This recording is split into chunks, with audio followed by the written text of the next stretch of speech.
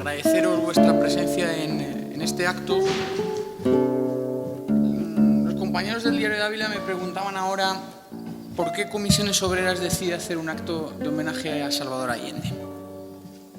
Le decía que todo esto se enmarca dentro de una óptica un poco mayor, en la que los compañeros del regional vienen trabajando de una manera muy cercana con la realidad actual chilena, con el mundo del trabajo chileno, y que este año se cumplen 40 años de la pérdida de Salvador Allende y ayer el médico personal de Salvador Allende estaba en León, en Valladolid, había estado previamente en León contando la experiencia y la cercanía de la figura personal y política de Salvador Allende.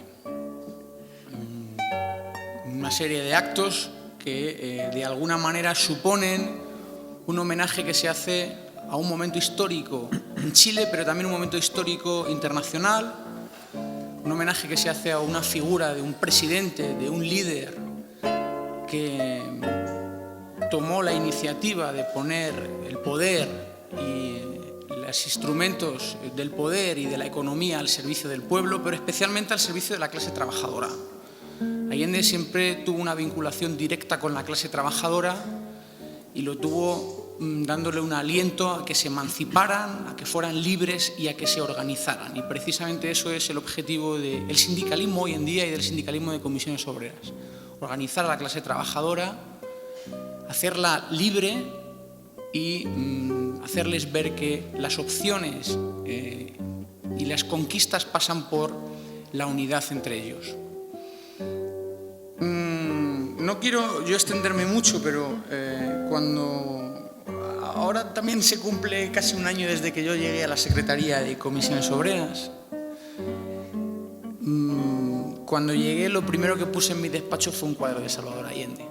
Yo creo que es una figura muy importante para quienes entendemos que otro mundo es posible, para quienes entendemos que hay alternativas para poner la economía al servicio de la mayoría y no de una minoría. Y había escuchado mucho de la figura de Allende. Tengo grabado un discurso en la Universidad de México en Guadalajara, concretamente en el año 73. Todo esto Mario lo conoce muy bien. En el que casi repetía las mismas palabras que se producían a las 9:15 de la noche, el 11 de septiembre en el Palacio de la Moneda, y me decía: me dirijo a la juventud, a aquellos que cantaron y entregaron su alegría y su espíritu de lucha. Me dirijo al hombre de Chile, al obrero, al campesino, al intelectual, aquellos que serán perseguidos frente al silencio de quienes tenían la obligación de proceder. A ellos la historia los juzgará. Cada día, seguro que vosotras y vosotros lucháis en vuestros espacios, porque me consta y nos conocemos muchos, para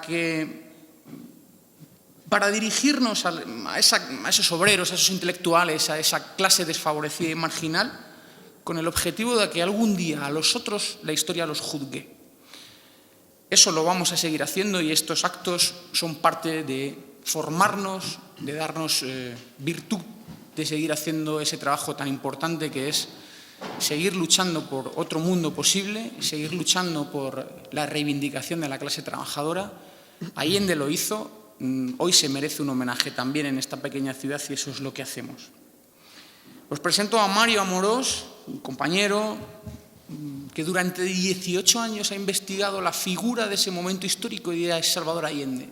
Y todo lo ha reflejado en este volumen tan importante, en el que, aparte de la figura personal y la figura política, hay entrevistas y documentos de gran interés de la relación que Salvador Allende tuvo con el espacio interior de Chile, pero también con el espacio exterior de Chile, ¿no? Cómo su figura fue importante al lado del Che, cómo su figura fue importante al lado de Fidel, cómo su figura fue importante al lado de todos esos líderes históricos de la época, ¿no? Hoy algunos seguimos pensando que sigue siendo una figura clave y que su legado, que está aquí y que está vivo en quienes luchamos cada día, sigue siendo útil y sigue siendo importante para transformar el mundo y para hacer un mundo más justo. Así que os dejo con Mario. Gracias, Óscar. Buenas tardes a todos, compañeras y compañeros. Gracias a Comisiones Obreras de Ávila por invitarme a presentar mi libro de Allende en esta ciudad. Un saludo para todos ustedes, para los compañeros del sindicato, de Izquierda Unida, del Partido Comunista aquí en Ávila. Este libro lo presenté en Santiago de Chile el 4 de septiembre de este año. Después lo he presentado ya en Madrid y Barcelona. Mañana lo haré en Mieres, en la cuenca minera asturiana. Y me alegro mucho de estar aquí esta tarde con ustedes en esa sala tan bonita, pegada a la muralla de la ciudad.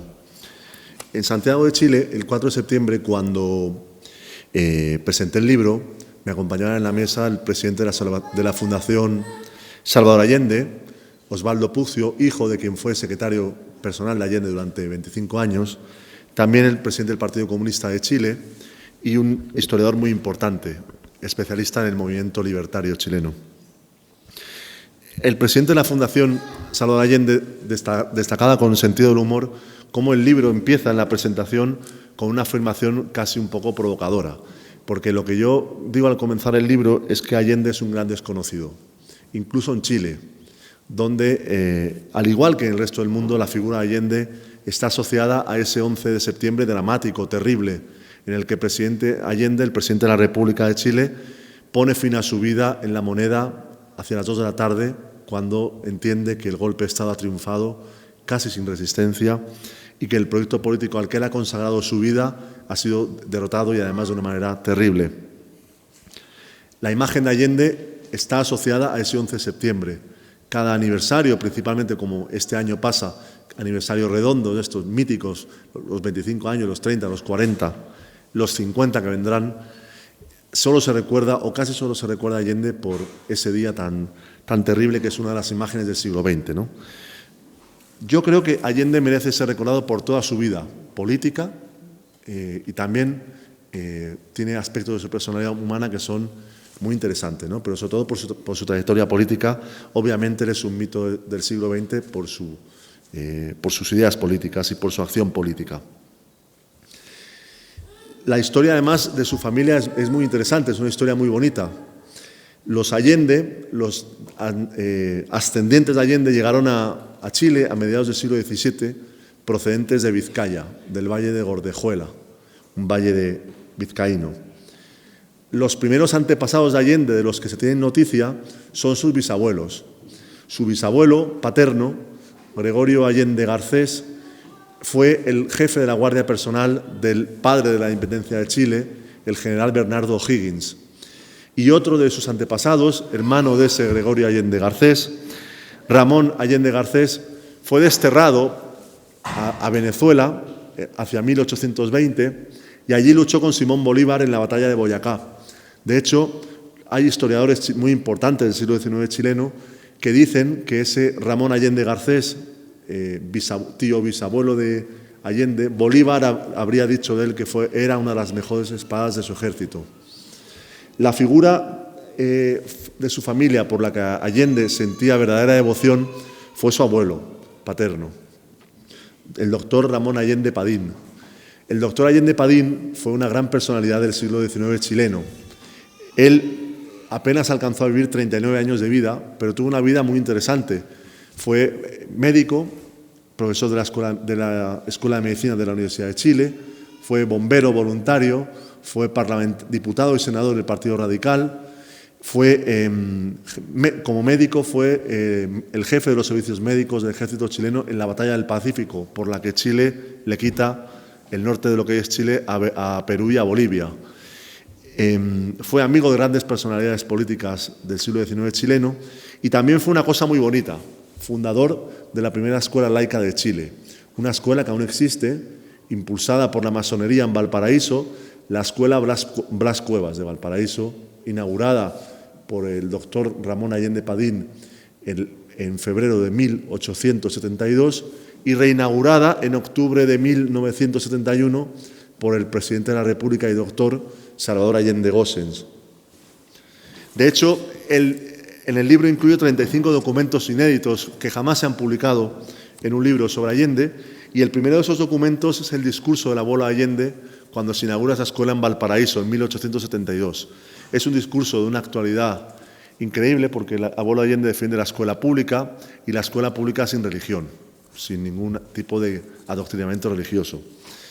En ese discurso el abuelo Allende rinde homenaje a la memoria del Blas Cuevas, un filántropo peruano, masón también, que había donado la cantidad económica para abrir esa escuela en una ciudad de Valparaíso donde el 70% de los niños eran analfabetos y no iban al colegio en aquel momento. En ese discurso el doctor Allende Padín dijo, hablando de su abuelo, de su amigo, el Blas Cuevas, la memoria del hombre honrado y virtuoso no muere en el corazón de sus conciudadanos. La muerte es impotente para borrar el recuerdo. Esa cita es la que utilizo yo para abrir el libro y la aplico a Salvador Allende. Allende nace en Santiago de Chile en 1908, el 26 de junio, a la 1:30 de la madrugada, en la avenida España número 615. Siempre se había pensado que él era natural de Valparaíso, pero en el año 2008, para el centenario, se encontró su certificado de nacimiento y supimos que no era nacido en Valparaíso, sino en Santiago. Y fue bautizado el 12 de julio de 1908 en una iglesia católica de Santiago, con el nombre de Salvador Guillermo. Su madre era una mujer de firmes creencias religiosas, católicas, con una educación muy cuidada. En cambio, su padre era agnóstico, masón, pero aceptó que lo que quería doña Laura Gossens, que sus hijos fueran bautizados. Allende es hijo de un matrimonio muy singular. Su padre era abogado, llegó a ser notario en Valparaíso. Era un hombre que se relacionaba muy bien con los círculos burgueses de las ciudades donde Allende pasó su infancia. Primero en Tacna, que hoy pertenece a Perú, en el norte, donde Allende vivió los 10 primeros años de su vida. Después en Valdivia, en Santiago, y Allende y su familia llegan a Valparaíso en 1922. Es un momento importante porque él tiene 14 años, va al Instituto de Enseñanza Secundaria, en Chile se llaman liceos, Eduardo de la Barra. En este liceo solo se conserva un documento del paso de Allende por allí durante 2 años y es un certificado del examen de historia del año 24 que también lo incluyo en el libro. Esa etapa es importante porque Allende, cuando es un muchacho en Valparaíso, conoce a un carpintero anarquista de origen italiano, Juan de Marchi. Si veis en YouTube el documental Compañero Presidente, que Miguel Litín filma, de Allende con Regis Debray en enero del año 71, el filósofo francés que había estado con el Che en Bolivia le pregunta a Allende, ya presidente de la República, de dónde nacen sus ideas políticas, por qué una persona de origen burgués se acerca a la izquierda. Y Allende en esa entrevista consagra como un mito la memoria de ese carpintero anarquista, Juan de Marchi, que había tenido una vida muy singular, como tantos otros anarquistas europeos, llegó a América huyendo de la represión política. Fue un dirigente obrero anarquista muy importante en Valparaíso y Allende conversaba con él. De Marchi le prestaba libros anarquistas, le hablaba de la Revolución Rusa, le enseñó a jugar ajedrez. Allende jugó ajedrez a partir de ahí durante toda su vida y fue una influencia muy importante. Uno de los documentos que también me llegó es un informe de la masonería del año 35, un informe muy bonito sobre la vida de Allende, cuando él pide entrar en la masonería como sus padres, sus abuelos. Y en ese informe de la masonería hay un dato muy bonito, desconocido hasta la publicación de este libro, y es que Allende, como estudiante de medicina en Santiago, a finales de los años 20, colaboró con los consultorios médicos de los sindicatos anarquistas en Santiago, ¿no? Es una cosa muy bonita que que no se conocía. Porque Allende quiso estudiar medicina, como su abuelo paterno. Llegó a Santiago, allí estuvo 6 años, y es otro momento importante, porque en aquel momento en Chile había una dictadura militar, la última dictadura militar antes de la de Pinochet, 40 años después, y Allende, como estudiante de medicina, participa en la lucha de los estudiantes contra la dictadura del coronel Ibáñez. Y es una dictadura que cae el año 31, en julio del año 31. Allende participa en Santiago, los estudiantes de la Universidad de Chile se encierran en la Casa Central de la Universidad de Chile, en pleno centro de Santiago, muy cerca de la Moneda, Y Allende recordará siempre esos días de lucha. Llegó a ser expulsado de la Universidad de Chile, después fue readmitido. Consigue licenciarse como médico en abril del año 33, como médico cirujano por la Universidad de Chile. Él, siendo estudiante, trabajó en el Manicomio Nacional. Si no hubiera sido político, hubiera sido psiquiatra, porque tenía un gran interés por la psiquiatría. Trabajó durante varios años como interno en el Manicomio Nacional en Santiago de Chile. Su tesis de licenciatura se titulaba Higiene Mental y Delincuencia. Pero en el año 32 en Chile se proclama la primera República Socialista de América. Dura solo 12 días, pero fue una experiencia importante, porque ya existía el Partido Comunista en Chile desde el año 12, pero a partir de la República Socialista del año 32, distintos grupos socialistas, libertarios, nacionalistas de izquierda, trotskistas, confluyen el año 33 en la fundación del Partido Socialista de Chile, del que Allende es fundador en Valparaíso. Él en aquel momento estaba acabando sus prácticas como estudiante de medicina en Valparaíso y participa y organiza desde el primer momento el Partido Socialista en Valparaíso. Es una etapa muy importante la que viene a partir del año 33, porque en solo 4 años Allende, que aún es un muchacho de 25 años, 26 años, se convierte en un dirigente político de talla nacional. Él, en muy poco tiempo, y ahí la prensa socialista que se conserva en la Biblioteca Nacional de Chile ha sido muy útil para reconstruir esos años. Cuando uno ve los periódicos socialistas, apenas 3 o 4 páginas que se conservan, encuentra el nombre de Allende en muchos momentos. Él en el año 33 participa en la fundación del Partido Socialista y en el 35 ya es el responsable político del Partido Socialista en la zona cercana a Valparaíso, una zona muy, muy importante. En el año 36 participa en la fundación del Frente Popular en Chile. Chile fue el único país de América que tuvo Frente Popular. Se crea 10 días después de la victoria del Frente Popular en las elecciones en España, de febrero del 36, y toda la experiencia de España será muy importante en Chile, como en casi todos los países del mundo.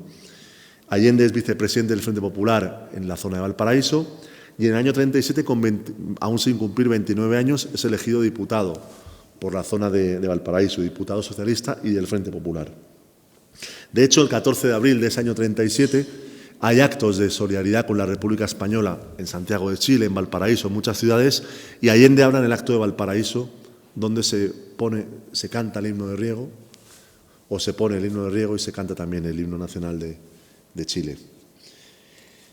La próxima semana se cumplen 75 años de uno de los hechos más importantes de la historia chilena, que es la victoria del Frente Popular en las elecciones presidenciales del 25 de octubre del año 38, porque por primera vez en más de un siglo de historia republicana la derecha pierde el gobierno de Chile, el gobierno nacional.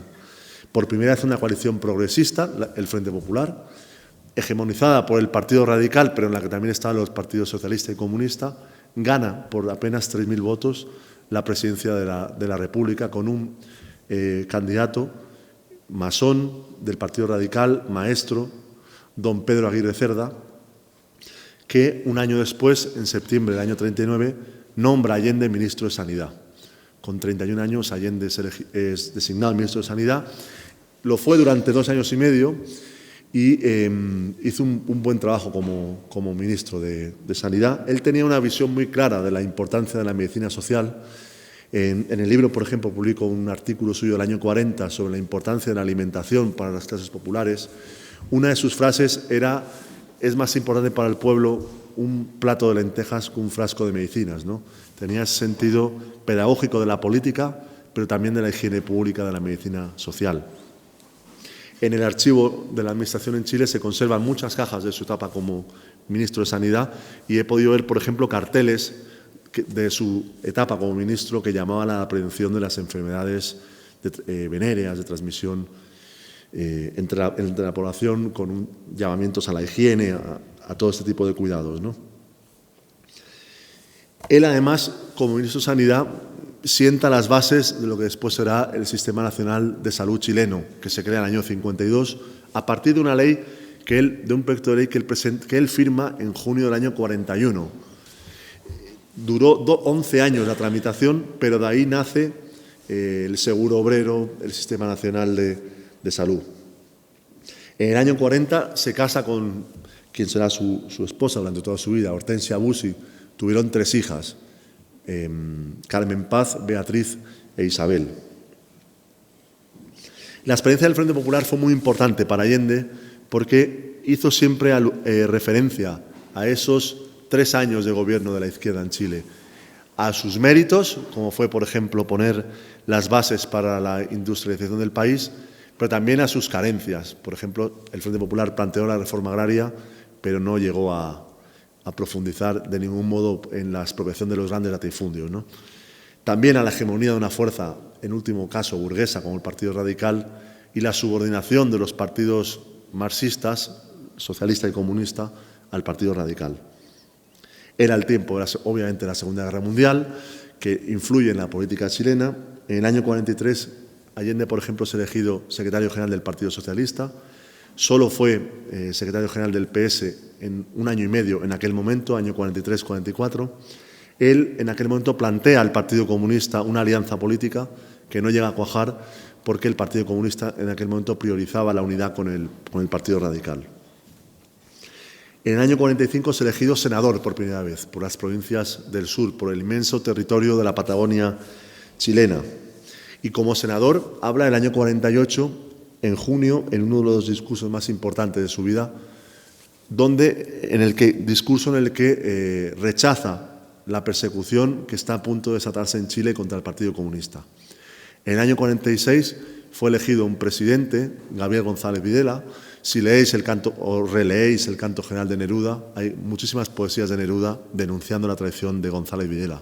Un presidente elegido con el apoyo fundamental del Partido Comunista. Neruda fue el jefe nacional de propaganda de esa campaña presidencial, y un presidente que en la primera acción de Estados Unidos en la política chilena traiciona al Partido Comunista, impulsa una ley que se llamó la Ley de Defensa Permanente de la Democracia, la ley maldita para la izquierda, que proscribe al Partido Comunista. Por primera vez en Chile se abren campos de concentración, que después serán reabiertos por la dictadura de Pinochet, algunos de ellos. Neruda, por ejemplo, tiene que pasar a la clandestinidad. Él es senador por las provincias del norte y pasa varios meses en la clandestinidad, donde acaba el canto general en casas de compañeros en Santiago, en Valparaíso. Por el sur del país, a caballo, sale del país hacia Argentina y viaja a México y a París. Y Allende, como senador socialista, rechaza la persecución del Partido Comunista, defiende el derecho de los comunistas en los comienzos de la Guerra Fría a actuar libremente en su país. Allende jamás fue un anticomunista. Hubo sectores del socialismo chileno que sí cayeron en un anticomunismo bastante zafio, pero Allende tuvo la capacidad de, por simples condiciones democráticas, oponerse a esa persecución contra el PC chileno. Y luego esto será muy importante porque en el año 51 el Partido Socialista, que estaba muy dividido en Chile en aquel momento, la mayor parte del Partido Socialista decide apoyar como candidato presidencial a ese dictador de los años 20, el general Ibáñez, contra el que Allende había luchado siendo estudiante de medicina. Y Allende en ese momento plantea su primera candidatura presidencial. Es un gesto muy importante y obtiene el apoyo desde la clandestinidad del Partido Comunista de Chile. Allende es designado candidato presidencial del Frente del Pueblo en noviembre del año 51 y por primera vez en su vida recorre todo el país en una campaña muy difícil para la izquierda por la persecución que se daba contra los comunistas. En el libro, por ejemplo, incluyo testimonios de muchos de los compañeros que acompañaron a Allende en todas sus campañas presidenciales. Recuerdan la del año 52 con una campaña muy difícil, ¿no? Con persecución a los trabajadores del norte grande de la Pampa Salitrera, donde el año 45 el Partido Comunista obtenía casi el 50% de los votos y en aquel momento el miedo a la represión hacía que la izquierda en Chile pasara por un momento muy difícil. Pero fue aquella primera candidatura presidencial el inicio de algo único en el mundo de la Guerra Fría. En ningún otro país occidental, durante casi 25 años, socialistas y comunistas se unieron en torno a un programa político y lograron incorporar a esa unidad cada vez a sectores más amplios del movimiento popular, del movimiento obrero, de los nuevos movimientos sociales que iban apareciendo en Chile, como el de los pobladores, los habitantes de los barrios pobres de los alrededores de las grandes ciudades, por ejemplo, o a las mujeres trabajadoras. Allende obtiene solo el 5% de los votos en su primera candidatura presidencial, pero 6 meses después se crea la Central Única de Trabajadores, la CUT. Será la confluencia de todos los trabajadores chilenos sindicalizados en una gran central sindical, como había pasado en tiempos del Frente Popular y como pasa hoy en día también con la CUT, hoy en día presidida por una compañera del Partido Comunista. Y ahí se inicia un camino muy rápido, porque en muy pocos años la izquierda gana otra vez una gran fuerza en la sociedad chilena. El año 56, el Partido Socialista se reunifica después de una década de grandes divisiones. En el año 58, con su segunda candidatura presidencial, Allende solo queda 30.000 votos de la moneda. Y en Chile, desde que las mujeres pueden votar, desde el año 52, las mujeres y los hombres votan en urnas separadas. Es decir, uno puede saber qué votan los hombres y qué votan las mujeres en Chile. Así están en las estadísticas electorales, ¿no? En el año 58, Allende ya es el candidato más votado por los hombres en Chile. Siempre tuvo un peso conservador el voto femenino en Chile, pero eso durante el gobierno de Allende se logrará revertir y la Unidad Popular y el gobierno de Allende cada vez ganarán también más votos entre las mujeres chilenas. Pierde las elecciones frente a la derecha el año 58 y en febrero del año 59 Allende viaja con su esposa a Caracas. Va a la toma de posesión del nuevo presidente de Venezuela, Rómulo Betancourt, un político que venía de las filas del comunismo venezolano, que había estado refugiado en Santiago de Chile, amigo de Allende desde hacía 20 años, invita a Allende, el líder de la izquierda chilena, a la toma de posesión. Y eso es muy importante porque cuando está en Caracas, en febrero del 59, Allende decide viajar a La Habana. Hacía pocas semanas que había triunfado la revolución en Cuba y Allende viaja con su esposa a Cuba. Allí conocerá al Che, conocerá a Fidel, conocerá a los líderes del proceso revolucionario cubano y se convierte Allende en un gran defensor de la revolución cubana. Por ejemplo, el 26 de julio del año 60 interviene en el Senado chileno y hace un discurso larguísimo en defensa de la revolución cubana. En el año 61, por ejemplo, en mayo, se encuentran el Che y Allende y el Che le dedica a Salvador Allende uno de los primeros ejemplares de su librito La guerra de guerrillas, con la dedicatoria a Salvador Allende, que por distintos medios busca los mismos fines, Che. Ese libro se conserva en Santiago de Chile, lo vio la hija del Che, Aleida, cuando viajó a Santiago este año y visitó la Fundación Allende en mayo de este año. Es en ese mundo que cambia en América Latina con la Revolución Cubana, donde definitivamente la izquierda chilena crece a lo largo de los años 60. Es elegido senador de nuevo el año 53, el año 61 por Valparaíso, y en el año 64 vuelve a haber elecciones presidenciales en Chile y ahí Allende se enfrenta, tiene como gran rival al candidato de la Democracia Cristiana, Eduardo Frei, gran amigo suyo, que fue elegido presidente de la República gracias al apoyo de la derecha, pero también a una ayuda millonaria de la CIA, de las iglesias católicas de los distintos países europeos, de las fundaciones europeas. Estados Unidos presenta al gobierno reformista de Eduardo Frei en Chile como la gran alternativa frente a la Revolución Cubana. Es lo que Kennedy llamó la Alianza para el Progreso, un breve experimento reformista que Estados Unidos muy pronto renunció a seguir planteando, puesto que en el año 64 apoyó el golpe militar en Brasil, en el año 65 los marines invaden República Dominicana. Pero Allende tuvo como gran rival en el año 64 a un experimento reformista que también ese enfrentamiento tuvo la atención del mundo, porque, por ejemplo, llegaron muchos periodistas extranjeros a cubrir las elecciones del 64. El diario ABC de España mandó un enviado especial que escribía en la crónica para la ABC que la alta votación que Allende obtiene en el año 64, el 39% de los votos, imaginaos, ¿no? Un candidato que representaba a las fuerzas de izquierda, y el enviado especial de la ABC decía que esa elevada votación era una advertencia para el futuro, ¿no? Así lo planteaban. En esos años también Allende viaja por toda América Latina y por el mundo. Él va a Montevideo, por ejemplo, varias veces, allí conoce el presidente de Brasil, derrocado el año 64, el presidente João Goulart. Ve a su amigo Eduardo Galeano, se conocían desde hacía 2 años. Galeano, en un libro muy bonito de los años 70, recuerda aquellos encuentros con Allende. Viaja también por Europa Oriental, viaja a Yugoslavia, a la RDA, a Polonia, a la Unión Soviética. Allende viaja en noviembre del año 67 a Moscú para el cincuentenario de la Revolución de Octubre. Y uno de los viajes más bonitos para él de toda su vida fue conocer en mayo del año 69 en Vietnam a Ho Chi Minh.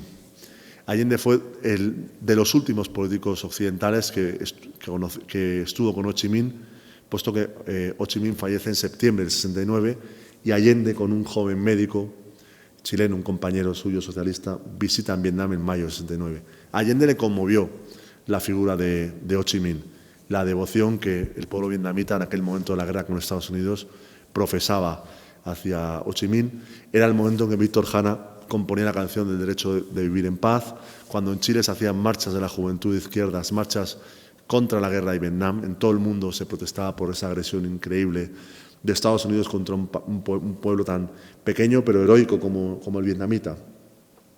Y Allende conoció al tío y él siempre dijo a partir de entonces, en todas las entrevistas, que fue la personalidad política que más le impresionó. Lo que viene después ya es más conocido, ¿no?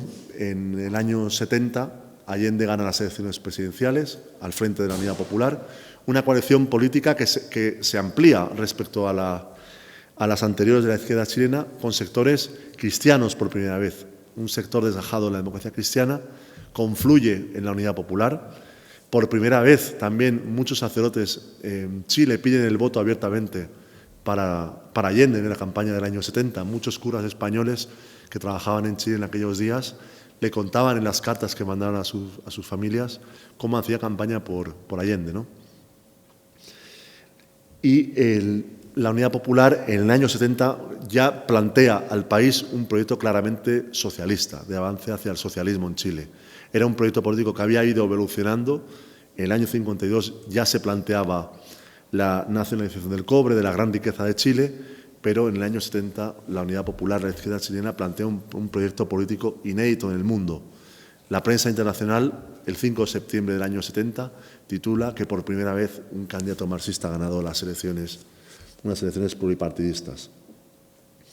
Y el mundo entero, millones de personas, por primera vez centra su atención en Chile durante aquellos años, ¿no? Por eso se explica tantos actos en todas partes ahora para los 40 años. Esa universalidad de Allende viene de eso, ¿no? Allende simboliza ese gobierno, ese proceso revolucionario único.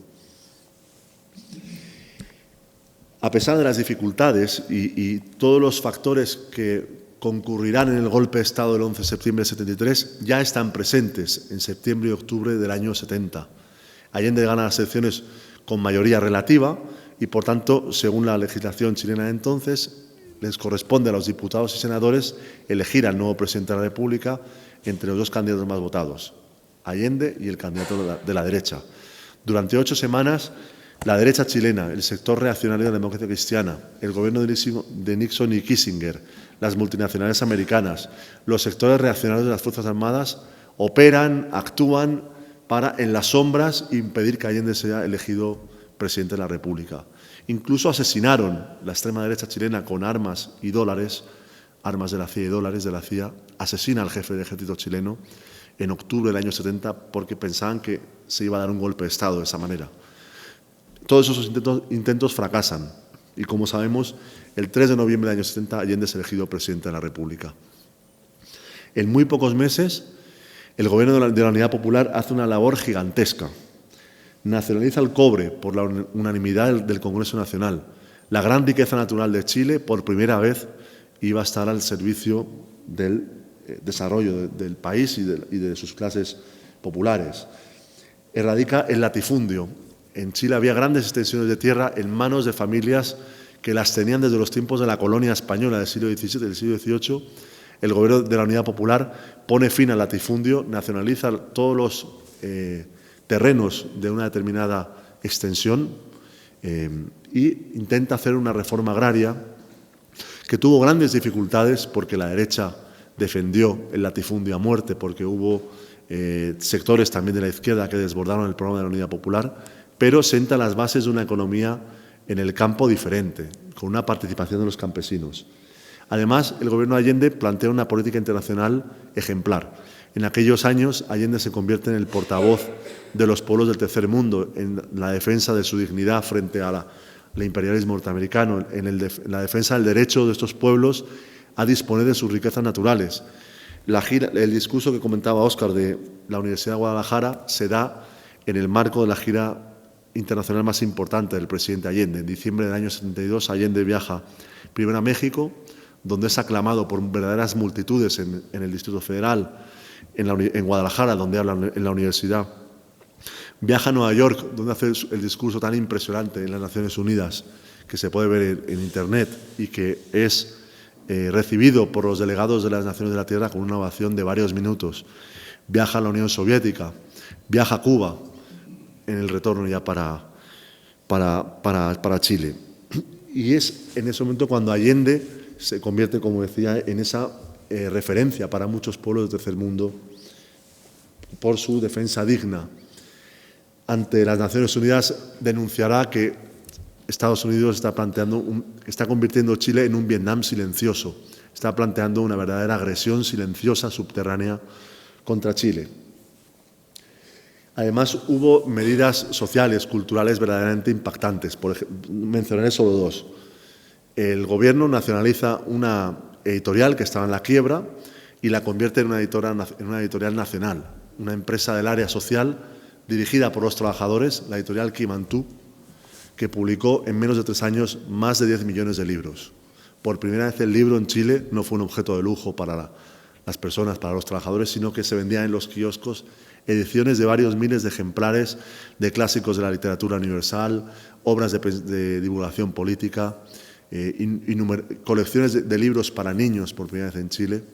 Y otra medida que os explico es, obviamente, la situación social en Chile era una situación muy dura, ¿no? En aquel momento el cine chileno empezaba a despertar y se conservan documentales de la época que muestran cómo vivía la gran mayoría de la población en circunstancias muy difíciles en muchos sitios, ¿no? Y obviamente la alimentación infantil era muy precaria en muchas familias, ¿no? El gobierno de Allende plantea el reparto y lleva a cabo el reparto en las escuelas de medio litro diario de leche a todos los niños del país, ¿no? ¿Qué significó esto? Significó, el dato exacto está en el libro, no me acuerdo ahora, uno de los ministros de Sanidad de Allende, el compañero Juan Carlos Concha, contaba en una entrevista hace algunos años que la medida del medio litro de leche significó que los niños ingresados en los hospitales que presentaban desnutrición pasaron del 60-70% al 8-10% en muy pocos meses, ¿no? Supuso un gran avance en términos sociales para el país. Después de un primer año muy positivo, en Chile el conflicto político a partir de mediados del año 71, cuando la derecha y la democracia cristiana consiguen empezar a armar un gran frente político para detener el proceso de transformaciones revolucionarias.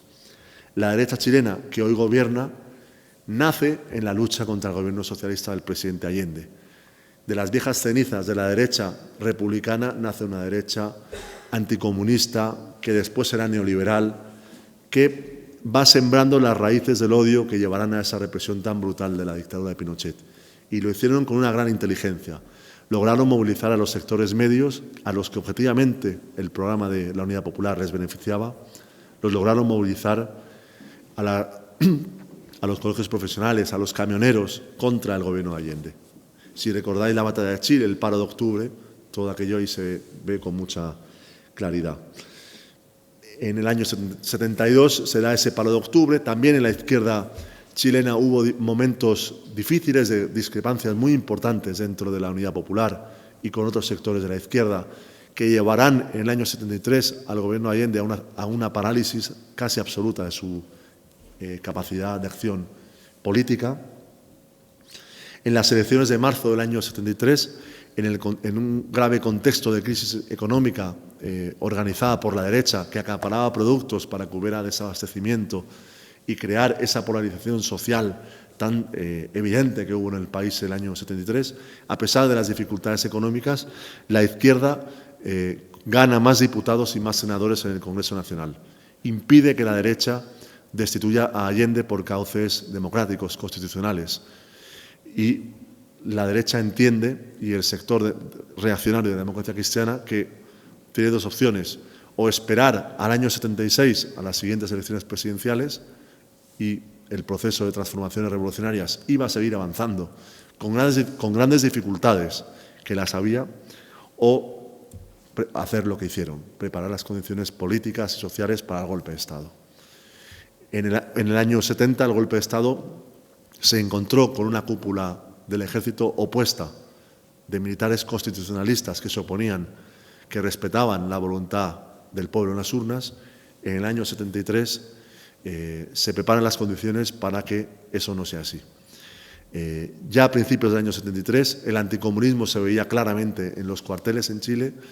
La labor de Zappa de los sectores conspiradores golpistas iba creando hostilidades al gobierno de Allende en los cuarteles, y será en agosto cuando dimita el general Prats, jefe del ejército, y Allende nombra a su número 2, el general Pinochet, cuando las puertas de la traición queden ya franqueadas, ¿no? Pinochet, el 9 de septiembre, conoce por el presidente Allende que éste va a llamar a plebiscito, va a convocar al país a que decidan en las urnas el futuro democrático de Chile, y esa tarde Pinochet decide unirse a los sectores que hacía tiempo que conspiraban en las Fuerzas Armadas para dar un golpe de Estado.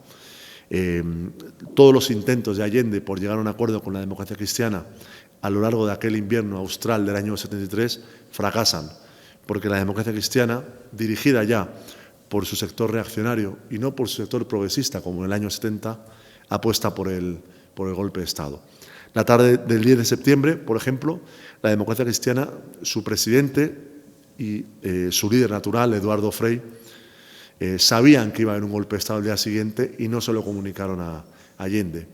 La democracia cristiana internacional condena el golpe de Estado en Chile.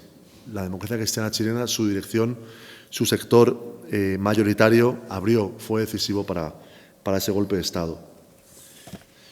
El libro se completa, como decía, con 35 documentos inéditos. Hay discursos muy interesantes desconocidos de la vida de Allende. También, por ejemplo, otros documentos como una carta de Olof Palme a Allende, el discurso de Nixon cuando el embajador de Allende le presenta las cartas credenciales, que yo mismo traduje del inglés al español, entre la rabia de ver el cinismo del presidente de Estados Unidos, que hablaba de respeto mutuo entre las naciones, en un momento, marzo del 71, en el que Washington ya había declarado una guerra subterránea contra Chile, por todos los medios, para estrangular la economía chilena, para hacer inviable el proceso socialista chileno. Os voy a leer los dos últimos párrafos de la parte central del libro para acabar mi exposición, porque nos hablan de ese Chile que dentro de justo hoy, un mes, irá a votar a su nueva presidenta de la República, ¿no? Hoy la izquierda y las clases populares tienen pendiente construir una alternativa amplia y unitaria que supere el modelo neoliberal impuesto sangre y fuego por la dictadura militar, para avanzar hacia un país con una verdadera democracia y con justicia social, capaz de volver a creer en el socialismo. Una nueva Constitución, puesto que aún está vigente la de Pinochet, la renacionalización del cobre, la derogación de la legislación laboral pinochetista. Siguen en vigor en Chile las leyes laborales de la dictadura. El respeto al medio ambiente, el reconocimiento integral de los pueblos originarios, el fin del lucro en la educación, las pensiones y la salud, una ley electoral justa. El horizonte democrático se ensancha hacia las grandes alamedas, y en ese camino vivirá siempre la memoria del presidente Salvador Allende, de aquel muchacho que conversaba y jugaba al ajedrez con el viejo de Marqui, del militante del Grupo Avance, del fundador del Partido Socialista en Valparaíso, del médico con profunda vocación social, del masón, del diputado, ministro y senador, del candidato presidencial que unió a la izquierda y de aquel inmenso y hermoso movimiento popular que abrió con él las puertas de la historia una noche constelada de septiembre de 1970. La memoria de Allende está viva en Chile y en el mundo, por suerte, ¿no? Y ahora más que nunca, como decía Óscar en su intervención, nos hace falta la memoria de ese socialismo democrático y revolucionario que jamás claudicó en denunciar el capitalismo, en querer superar el capitalismo y que trabajó siempre para unir al pueblo, a los trabajadores, a las clases populares, en torno a una alternativa política que hiciera posible lo que sí fue posible en Chile, un gobierno nacional, popular, revolucionario. Eso es lo que tenemos que conquistar en este país algún día para que no nos siga pasando lo que está pasando cada día en este país, ¿no? Nos están robando nuestros derechos, los que nuestros padres y nuestros abuelos lucharon y los que nosotros como trabajadores estamos perdiendo, ¿no? Muchas gracias.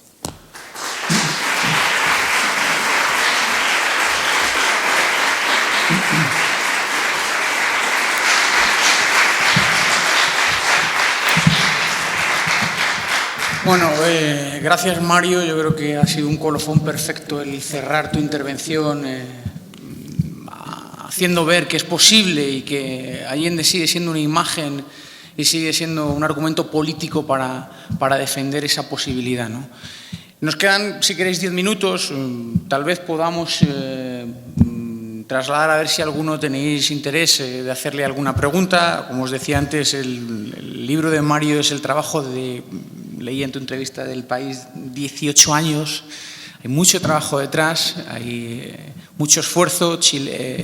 Mario pasa habitualmente parte de su tiempo a lo largo del año en Chile, es muy buen conocedor de Chile, de hecho, aparte de escribir habitualmente en medios de referencia, también es un colaborador habitual de Rebelión, es una persona comprometida socialmente.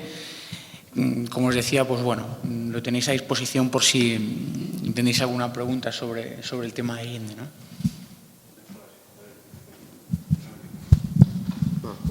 Muy bien.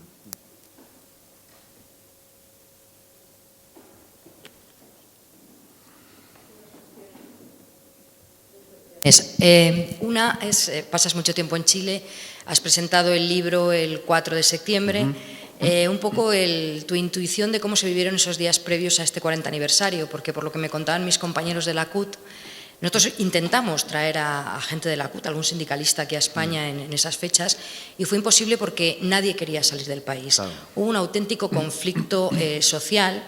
Y mis compañeros de la CUT decían que después de 40 años se veía más que nunca que las heridas no se habían cerrado y que había dos Chiles que no se habían reencontrado. Yo no sé si tú, desde la perspectiva de fuera también, de fuera y de dentro, nos puedes hacer esa misma visión. Y otra cuestión es que has dicho que, bueno, que dentro de escasamente un mes acuden a las elecciones dando por hecho que Michelle Bachelet será la elegida presidenta. ¿Tienes ya certeza? Es decir, yo sé que hay mucha esperanza, todos queremos que sea eso la realidad, y también la situación en la que el Partido Comunista está abordando estas elecciones, porque es un cambio, ¿no? Lo que es claro. Un cambio importante y se está jugando mucho también, ¿no? Eso es. Sobre los 40 años, la verdad que fue increíble. La cantidad de libros, documentales que se han hecho, programas en televisión, fue increíble, ¿no? A mí me hicieron más de 30 entrevistas, todos los canales de televisión estaban súper interesados, ¿no? A mí lo que más me llamó la atención es que la derecha en Chile ya no se atreve a negar los crímenes de la dictadura, ¿no? Lo cual es un avance importante porque hasta hace 2 días, si no los negaban, los minimizaban, ¿no? Ya hablan abiertamente de violaciones de derechos humanos. Incluso el presidente Piñera, que está preparando su candidatura para 2017, ha hecho declaraciones sorprendentes sobre la complicidad de los civiles, por ejemplo, de derechas con la represión, ¿no? Claro, la derecha lo que sigue, y también ahí el presidente Piñera en su discurso del 9 de septiembre, es legitimando el golpe de Estado. Mantiene el discurso legitimador del golpe de Estado. Allende había sobrepasado la Constitución y a las Fuerzas Armadas, y solo era la última posibilidad para evitar que Chile hubiera una dictadura marxista de izquierda, ¿no? Eso no pueden renunciar a eso, ¿no? Como tampoco aquí en España el Partido Popular puede condenar el franquismo, ¿no? Porque no pueden condenar sus orígenes, ¿no? ni su propia historia. Se pueden avergonzar a lo mejor, pero no pueden hablar en términos públicos de condena histórica, ¿no? Y en Chile queda eso. Y queda también, yo creo, la CUT instaló en la Alameda una carpa donde hicieron una semana de actividades en torno a una cosa muy bonita. El gobierno, la Unidad Popular, en su programa de gobierno del año 70, planteó 40 medidas. Por ejemplo, una de ellas era el medio litro de leche que os decía, ¿no? 40 medidas de manera muy sencilla, pero muy clara, ¿no? Y eso fue un esfuerzo importante, pero yo creo que todavía queda mucho de reivindicar de lo que hizo el gobierno de la Unidad Popular. Hay incluso sectores que fueron de la Unidad Popular que reniegan de la obra del gobierno de Allende, ¿no? O que no la reivindican. Y por ahí también queda un espacio amplio para trabajar. Y luego, respecto al 17 de noviembre, la derecha ha tenido dos candidatos antes de la que es ahora su candidata, Evelyn Matei. Van con una candidata muy dura, hija de un general de la Junta Militar de Pinochet. Es verdad que de la época con menos represión, pero un hombre de Pinochet. Es una candidata muy dura que probablemente va a tener la peor votación de la derecha en mucho tiempo, ¿no? Y nadie discute que Michelle Bachelet va a ser elegida presidenta de la República probablemente en segunda vuelta. El problema va a ser que hay unas expectativas legítimas y compartidas por una gran mayoría de la sociedad chilena de cambios reales en el país, ¿no? Por ejemplo, en la educación, sobre todo, ¿no? El fin del lucro en la educación, instalado por las movilizaciones del movimiento estudiantil hace 2 años, va a ser una demanda importante. Y ahí, si Michelle Bachelet quiere hacer frente a esa demanda social, por último, democrática y casi de cajón, pues va a tener que tropezar con ¿no? Que en Chile son muy poderosos. Y va a tener que buscar un conflicto que las fuerzas del centro han rehuido desde el fin de la dictadura, ¿no? La participación del Partido Comunista dentro de la coalición, que ahora se llama de nueva mayoría, ha sido compleja, ¿no? No ha sido fácil, ha sido una apuesta arriesgada y valiente.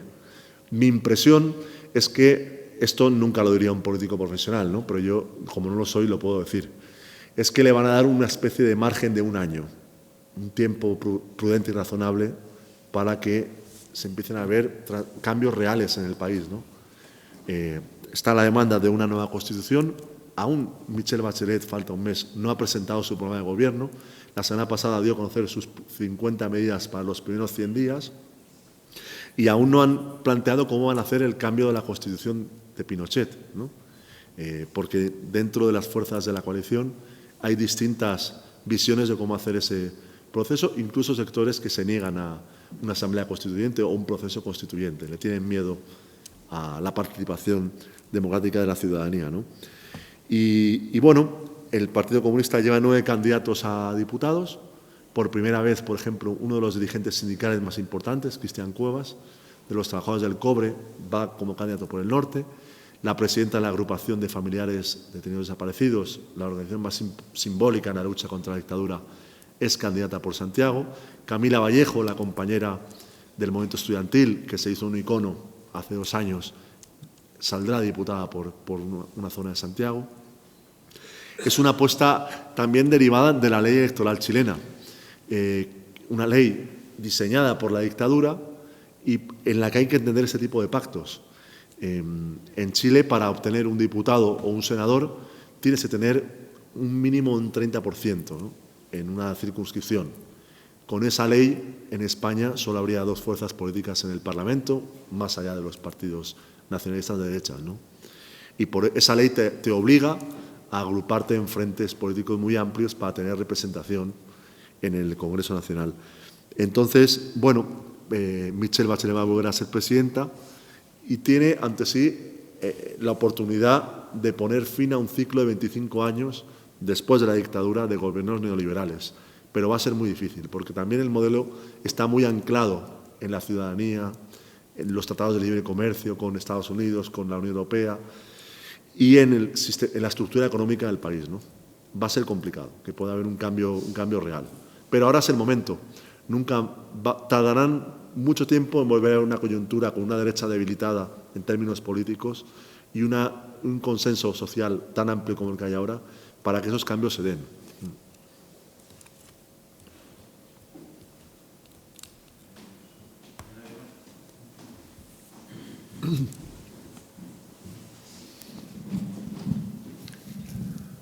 Sí, me había parecido que, vamos, casi estoy seguro, ¿no?, que has hecho una diferenciación clara en tu discurso entre la derecha y la democracia cristiana, ¿no? Bueno, ¿esa es la pregunta? Sí. Bueno, claro, hay que ver, en el Chile de Allende, la democracia cristiana y la derecha eran diferentes. La democracia cristiana chilena era una fuerza política en aquel tiempo con unos grandes dirigentes, muchos de ellos amigos de Allende desde los tiempos de la universidad. En los años 30 ellos debatían en Santiago, los estudiantes socialcristianos y los estudiantes marxistas como Allende se conocieron en debates ideológicos, ¿no? Y fueron amigos durante toda su vida. La derecha apoya a la democracia cristiana en el año 64, le retira el apoyo al candidato suyo y se lo da a Eduardo Frei, que hace un gobierno... ¿Cómo? Por razones de evitar simplemente la victoria de Allende, ¿no? Pero la derecha se enfrentó al gobierno de Frei porque el gobierno de Frei aprobó la ley de reforma agraria que después utilizará Allende para acabar con el latifundio. La sindicalización campesina. Los sindicatos campesinos estaban prohibidos en Chile hasta el año 67-68 y eso lo hizo posible la democracia cristiana. Por eso hubo 3 candidatos presidenciales en el año 70. Por eso la derecha en el año 70 se lo juega a todo o nada. Rehúsan apoyar al candidato de la democracia cristiana, que se llamaba Tomic, amigo personal de Allende y una persona que va a esas elecciones con un programa casi calcado al de Allende, y se la juegan a una carta que es la victoria de su candidato y pierden. Allende es elegido presidente de la República el 24 de octubre del año 70 con los votos de la izquierda y con los votos de la democracia cristiana.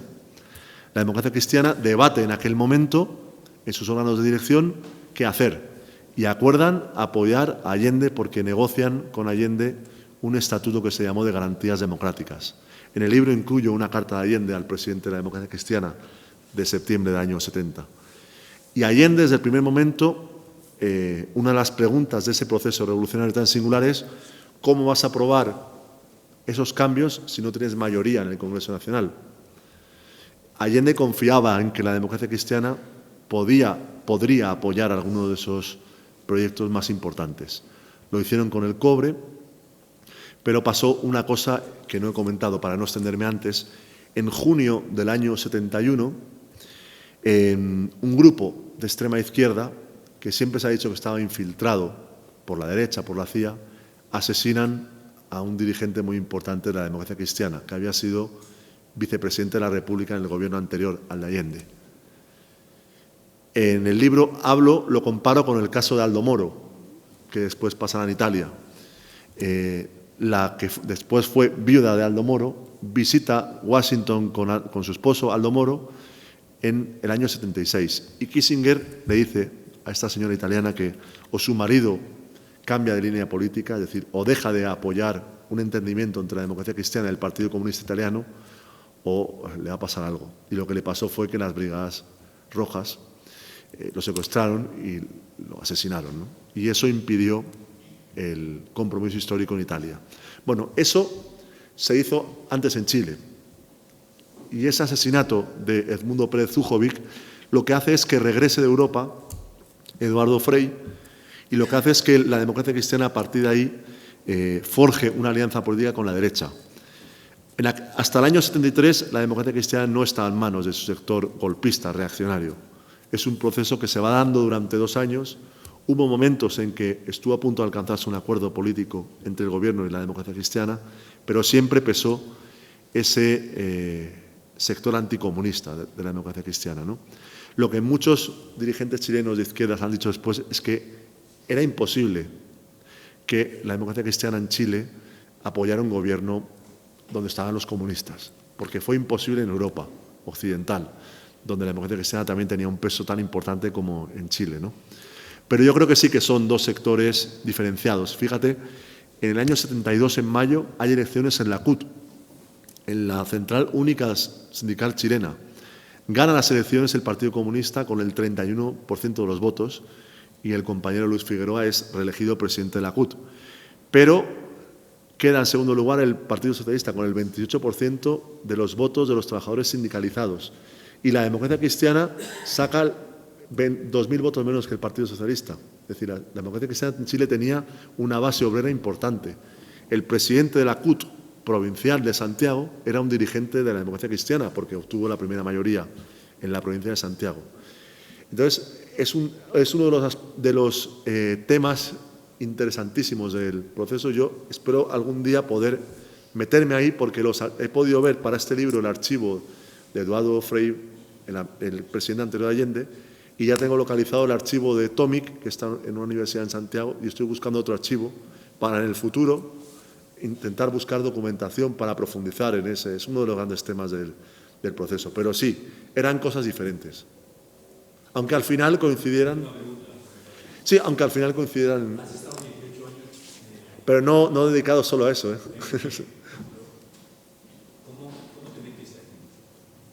Bueno, como muchos españoles, ¿no?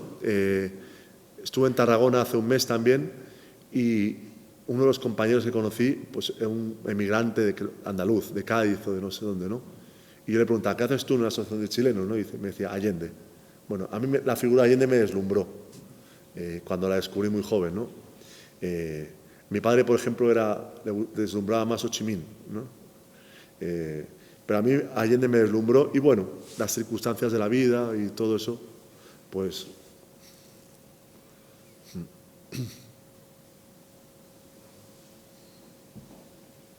Vale. Bueno, pues agradecerte una vez más, Mario, y deciros que tenéis a disposición el libro de Mario. Para cerrar el acto, yo creo que seguramente a Salvador Allende le hubiera gustado ir aquí, en un lugar tan recóndito como Ávila, que el mejor homenaje es continuar la lucha. Así que, compañeros, lo dicho, el mejor homenaje es continuar la lucha.